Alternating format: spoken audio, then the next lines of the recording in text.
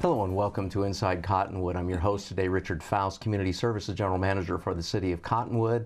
And with me today, I'm pleased to have as our guest Christy Mulcair of Pierre's Prime Beef in Camp Verde, and also Hezekiah Allen. Hez Allen is our Recreation Services Supervisor over our Aquatics, Youth, and Special Events programs. And we're going to be getting into a little bit of information today about our Farmers Market and what we do with Farmers Market each year, and find out how long this has been going on and how you might be able to participate or come down and enjoy yourself for Thursday evenings at our Old Town Activity Park facility in Old Town Cottonwood. There's always something to do and there's always things going on, and especially in our summertime time frame here in Cottonwood, between the Cottonwood Library having so many things to do for youth, as well as Parks and Recreation and the Recreation Center, the outdoor pool. There's numerous things for your youth to be involved in. And so we all remember when we were youth and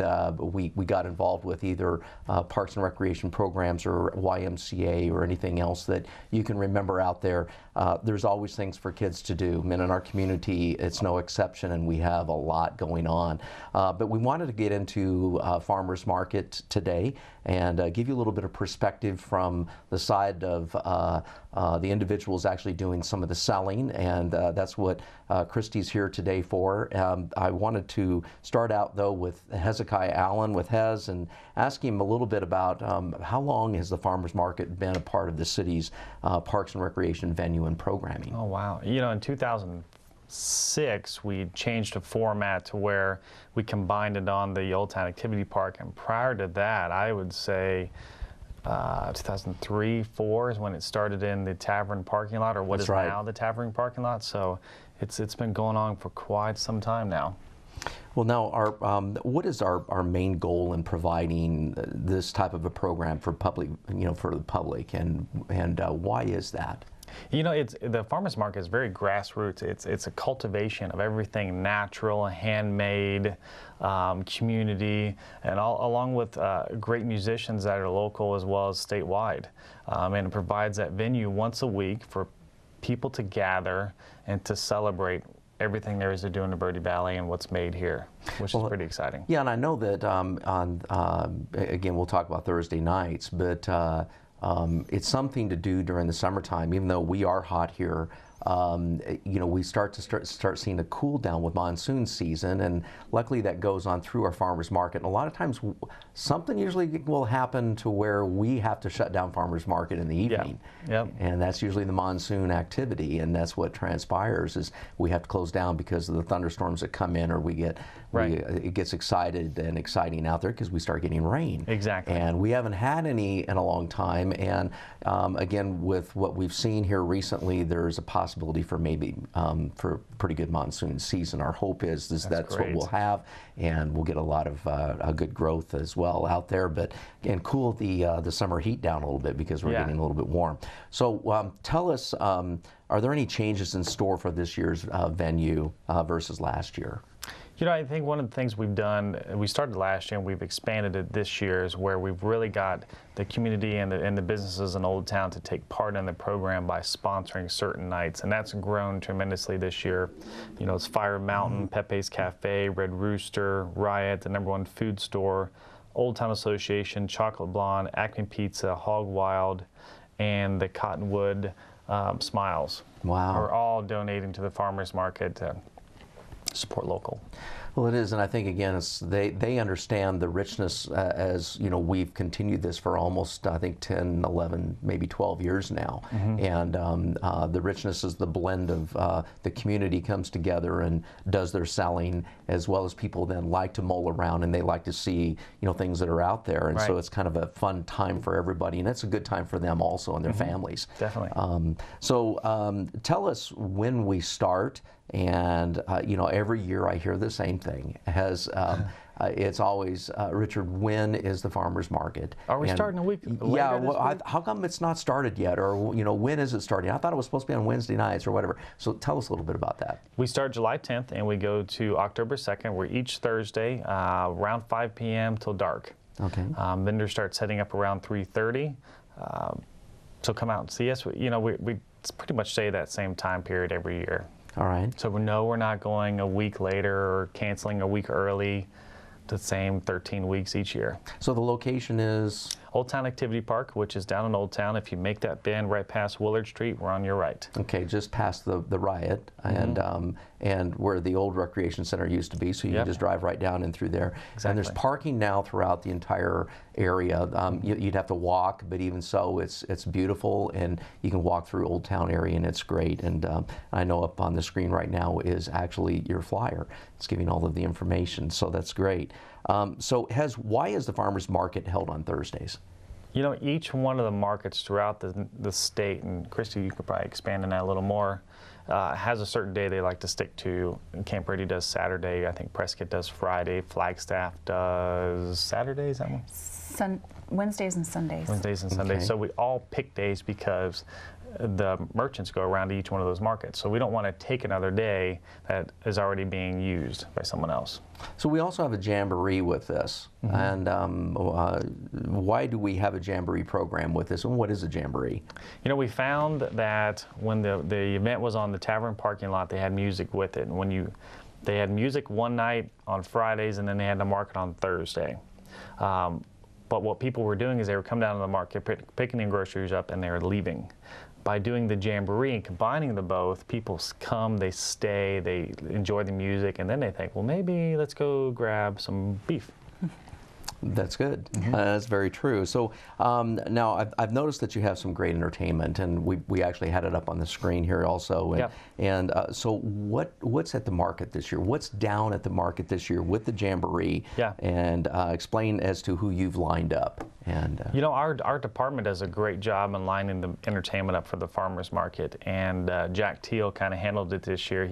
He got to take the reins, and it's a different perspective because he's new at doing this. So it was exciting to see him put together the lineup, which bands he likes and where he put them. And being involved with the market last year, you kind of get to see who people enjoy. Right. So I'm excited to see how it works out this year. He's got some great bands on here. The Skinny Ron Big Band, or the Skunky Ron Big Band. That sounds interesting. So that could be fun. That'll be a good one. Okay. So, you know, as we look at those acts that come our way, and again, people love to hear music, and especially in summertime. I don't know what it is, but I mean, I go all the way back to Midwest, where I was born and raised outside of Iowa, and I remember there was always something going on music-wise at the parks, and especially right around July 4th, and there was always something that was happening. So come down to the Old Town Activity Park, and if you've never been to a farmer's market, now's the time to see, you know, what Cottonwood does and what we have in store, and we have some pretty good music, and this the Skunky Band. I mean, you know, well, we'll find out about how good they are. So how do we afford, you know, this type of a lineup? How does the Parks and Recreation Department do this, and give us that information? You know, we've always made it a point when we go after the entertainment for the farmers market is that we try to have an echelon or a level of entertainment that we stick to where it's going to please the crowd, it's going to pull people into the market. So with that, those bands charge because they're being sought after. And so the way we afford that is, obviously there's a little small budget provided by the city, but that's combined with the sponsors that I listed off prior that also give to the program. And so they're featured on a night. So like Fire Mountain Wine will have their night, where tonight's farmers market is brought to you by Fire Mountain Wine, and then here's the band that they promoted or they brought on. So the radio commercials that week will say this market is brought to you by Fire Mountain Winery. They'll get stage mentions, and then they'll have a banner at the park. That's great. Well, okay, so it gives us a pretty good, you know, identification of what's in store. And in this next segment, once we take a break here, Christy, we'll be getting with you and talking with you about beef and what it is about beef and how you guys do these things in Camp Verde. We're going to take a short break here, and I'm your host today, Richard Faust, Community Services General Manager for the City of Cottonwood. We'll be right back.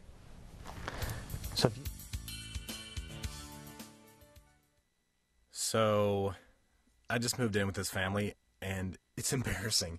The little one, he likes to go outside and crawl around in the giant litter box. I don't know what he's doing. I mean, I was born and I knew how to use the litter box. Look at that! That's disgusting! Oh, poop already! You're making me nervous. Oh, okay, I can't look at this anymore. I really hope he grows out of this, for his sake.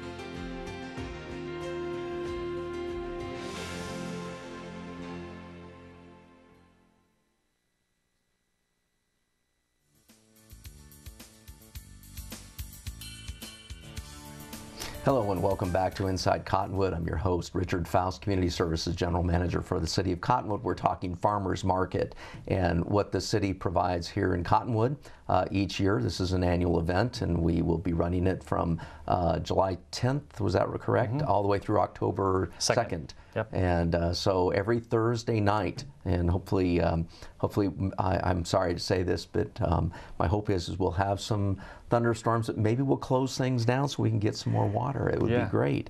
But again, join us out there because it will be fun. And a lot of times we run it even when it's sprinkling or when there's the threat, but it is pretty and it's a nice place to be. Yep. Christy Mulcair is our guest today, and Christy, welcome to Inside Cottonwood. This is the second time now that we've had you on board. And this is actually the second time you've been part of the farmers market with Pierre's Prime Beef. And so what do you find interesting about the Cottonwood Farmers Market and why is it a good place to sell? Well, one of the things that I really liked about this particular market is Hezekiah was explaining, it's kind of a family fun atmosphere. I mean, it's not just about walking through the vendors and stuff.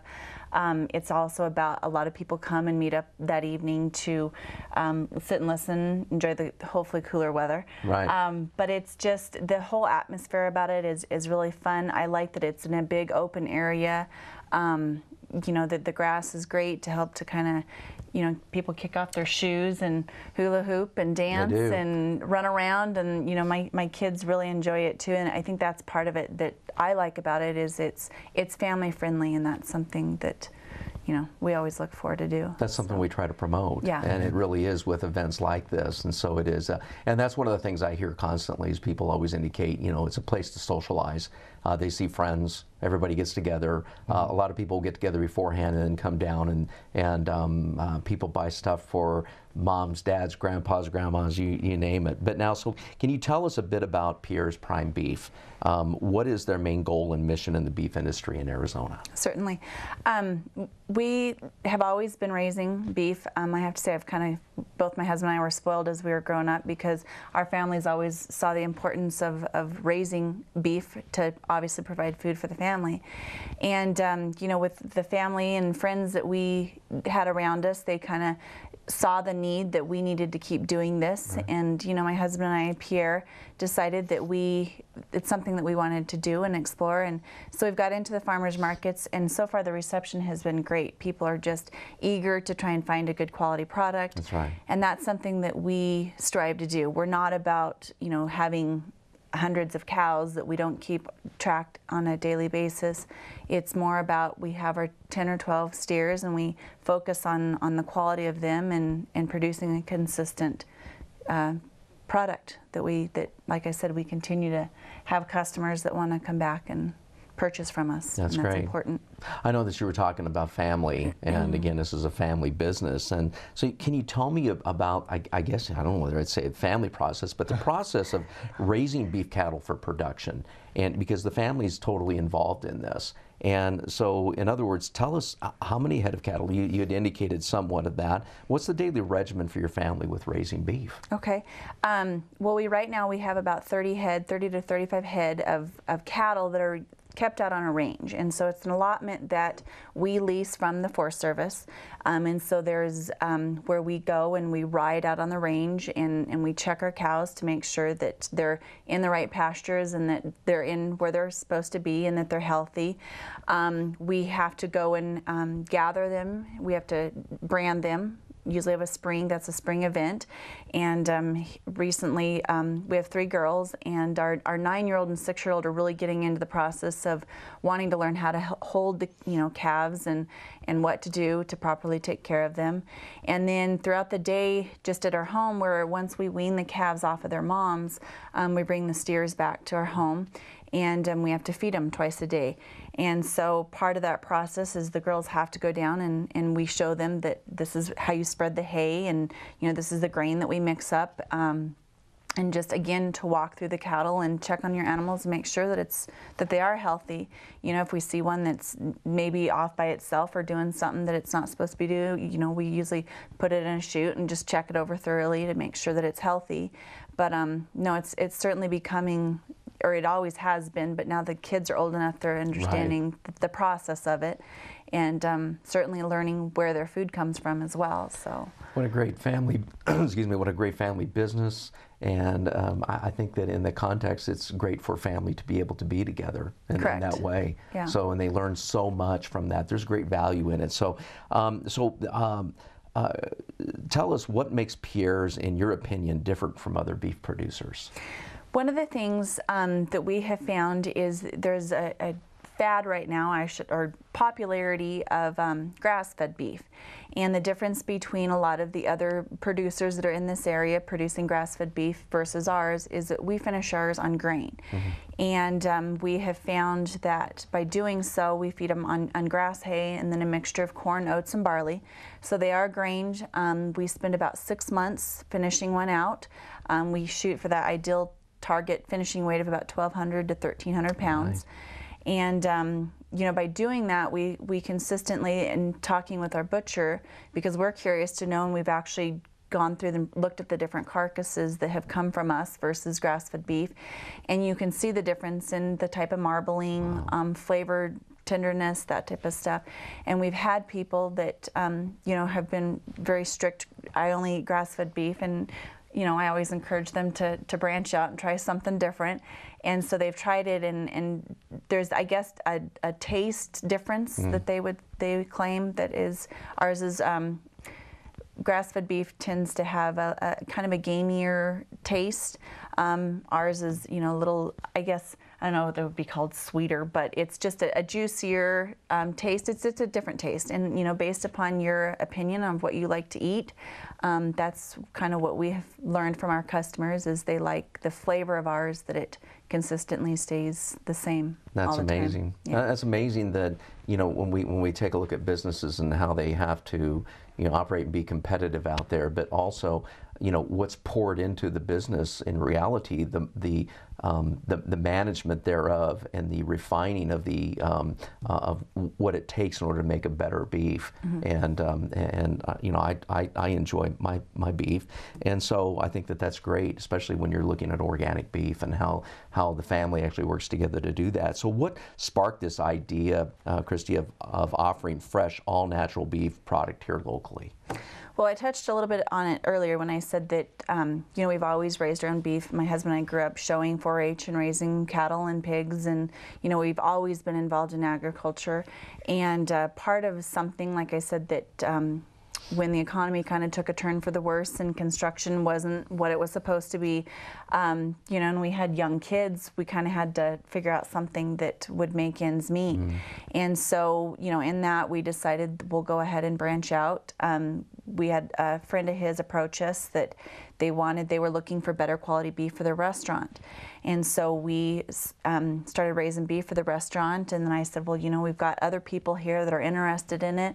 And so it kind of went from just raising for one person to now we've branched out and we're able to sell to the public, and so far it's been great. I mean, it's certainly would like it to increase and pick up, but as with any business, it has to go through its growing pains to be successful. So. Well, and then we were talking before we actually got going with today's production here, and roast beef. I mean, the roast. You know, if you like roast, come out to the farmers market, because there'll be some roast there. It'd be great. I love roast beef, so I mean, especially with carrots and potatoes. But so if you do, that's one of the things come out for.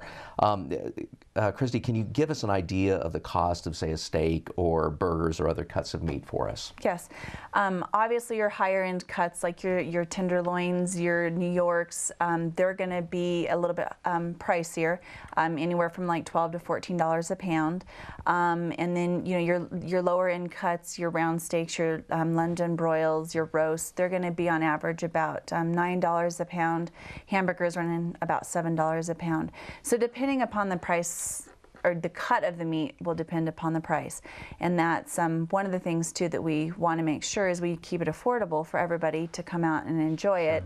And that's why we're able to sell it individually, and that you don't have to purchase the whole cow. Obviously, if you do purchase larger quantities, we can give you a better price cut for that, and I'll have all that information at the market for you. I've had organic beef before, and it is delicious, and so that's one thing that we're really pleased to have you here in our community, and thank you for being here today. Thank you. We'll be taking our next segment a little bit further with the farmers market and maybe a few other things here. We're going to be taking another break before our third segment, so we'd like to welcome you back here in just a few minutes. So your host today, Richard Faust, Community Services General Manager for the City of Cottonwood.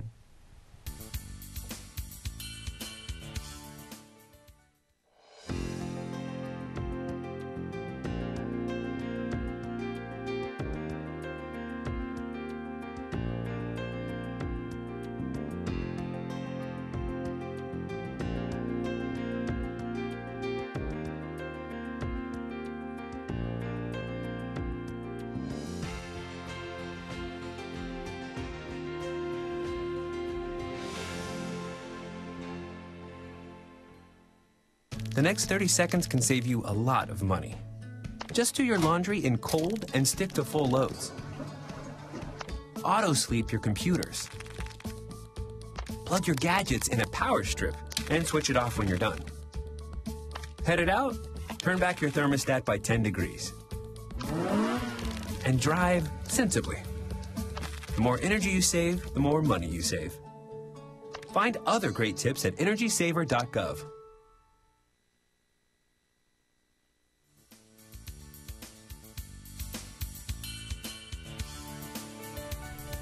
Welcome back to Inside Cottonwood. I'm your host today, Richard Faust, Community Services General Manager for the City of Cottonwood. We're enjoying our morning here talking with Christy Mulcair and Pierre's Prime Beef for the farmers market, and talking about the farmers market and what we offer. We'll be getting a little bit more information here from Hez Allen as we talk about vendors and setup and everything else that goes on with the farmers market. And so, Hez, I'm going to kind of kick this one back to you. How many vendors do we typically have at the farmers market? We can take up to 52. Usually we hit around 30 to 40. Wow. Yeah, and it's a wide variation of arts and crafts vendors, food, produce, beef. So if I was interested in coming down to talk with you, how would I register for the market, and what are the costs involved? If you go down to the Cottonwood Recreation Center, you can register at the front desk. If you want to reserve your spot for the entire year, it's $100. That gives you that spot each night, and no worries about having to get there. Otherwise, it's first come, first serve, and we charge $3 a market for arts and crafts, food, that kind of stuff. Produce vendors are free, and then if you need electric, there's a $10 charge.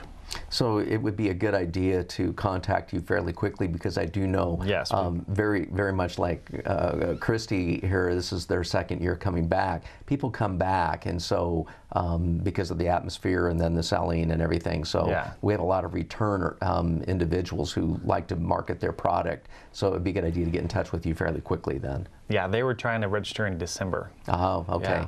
Okay, so do we have any spots right now at this point? Okay, we do. Like I said, it's first come, first serve. Okay. Typically each week, so.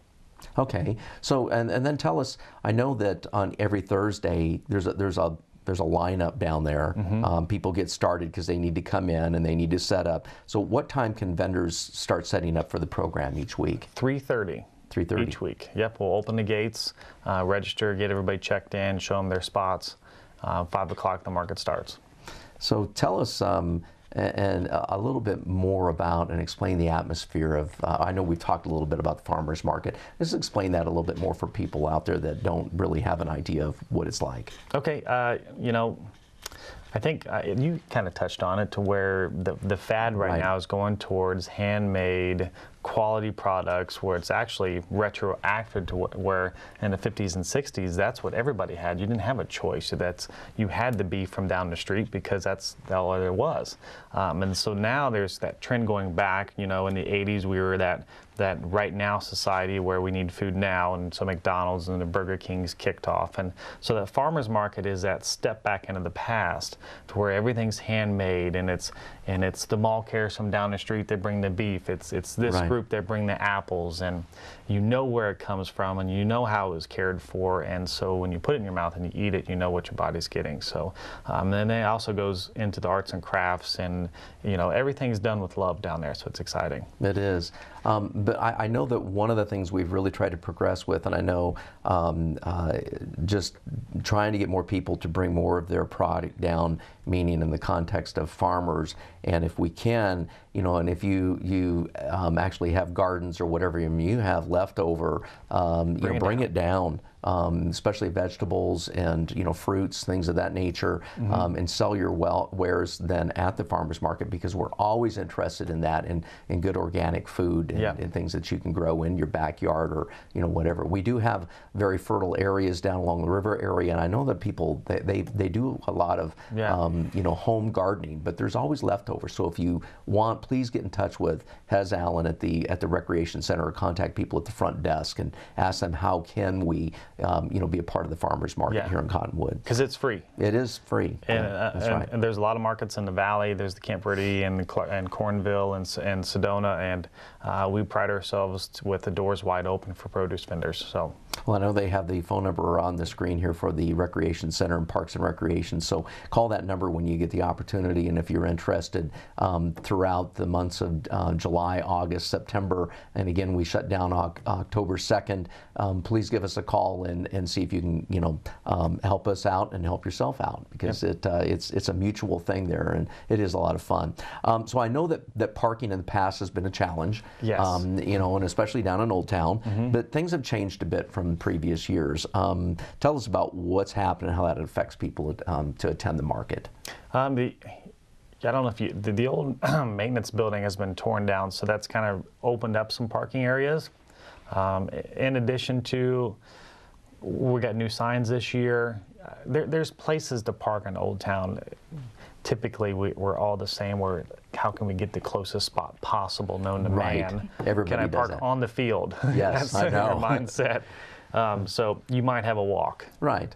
But that's okay, because you got a beautiful scenery and Old Town to walk through while you're getting to the market. Right, and there are always the back roads back, you know, behind as well, and if things are taken up, I know over, you know, at the grill or on down the road, because everybody's parking down on the main roadway streets. There are the parking areas behind Ledbetter and places that you can park, and then you can walk for a short distance. Again, some of the street accesses and things of that nature. So it's not as bad as it used to be, and it is definitely opening up for people to park and be able to be a part of the event programs. So this is a great opportunity. Yeah, there's the back parking lot off of Cactus Street. That's new this year. The Old Town Jail parking lot is new this year. We prefer you to park in the Old Town Jail parking lot and walk the street. There you go. On your way up to the market. And that is a huge parking lot area down there, so which is really nice, and it's a nice walk up. I've done it many times, so if I can do it, everybody can do it. Yeah. So why doesn't, and we hear this too, and it's one of those that always comes out, why doesn't the market go later into the year and run past dark? Yeah. And, you know, what's the problem there, Hez? I know. I'm telling you. One, we don't have lights. Right. Two, typically the growing season ends around the October time period. So that's the fall harvest. Right. So we've had people look for that and want that, but unfortunately, as you get later in the season, our produce vendors start kind of falling off. So how, if I'm interested in what we were trying to do is get people to be interested in coming down, and but how do sponsors get in touch with you, or if they want to be a sponsor, if they're interested, what do they do? Just call the number that was on the screen, the 639-3200. Speak to myself or Jack Teal. We can get you lined up. This market is pretty much solidified, so it would be the 2015 market, and we would love to have them. Okay. Well, that pretty well summarizes things with the farmers market. Now, we also have events upcoming here with Parks and Rec. We currently have our outdoor pool is open, and it's open Monday through Saturdays. Right. And that's a new schedule because we used to shut down on Mondays. Yep. For I think it was every other Monday or something we did for actually maintenance purposes. We no longer do that. We do it on Sunday and alternating Sundays. So we have a Monday through Saturday schedule, and again, so the pool is open and available for people who want to cool off. We also have the indoor pool structure facility inside the recreation center for people to be a part of. There's basically camp programs that are ongoing, so you can make contact with the Parks and Recreation Department at the number at 928-639-3200 and find out more information there. The library continues to have kids crafts every Tuesday and Wednesday. I think those are at 11 o'clock a.m. They do a Twisted Teen Time on Tuesdays and Thursdays at 3 p.m. Preschool story time is every Thursday at 10 a.m. They have family game time every Friday from 12 noon to 3 p.m. The Recreation Center has the Young Child Babysitting Program. We also have, I think we have everything from Tot, I guess it's swim, learn to swim programs, all the way up to the various levels of learn to swim. So we've all gone through those learn to swim programs when we grew up, and we have those also. They're pretty well packed out. So again, make sure that you get in touch with Parks and Recreation and see if you can get your child involved in those. There's fundamental basketball camps, fundamental volleyball camps at the Recreation Center. So we've got so much to do for your children, for your youth that are even teens and teen programming. So get in touch with us. I just would like to thank our guests once again today. Christy Mulcair, thank you for Pierre's Prime Beef ready to go and come out and help us out with Farmers Market. Thank you for being here today and assisting us and telling us a little bit about the Farmers Market from your perspective. And Hez Allen, our Recreation Services Supervisor, thanks for being here today also. Thank you for joining us for Inside Cottonwood, and we hope you have a wonderful summer season here and a happy, healthy 4th of July Independence Day that's upcoming, as well as past that. Thank you again for joining us for Inside Cottonwood. I'm your host today, Richard Faust, Community Services General Manager for the City of Cottonwood.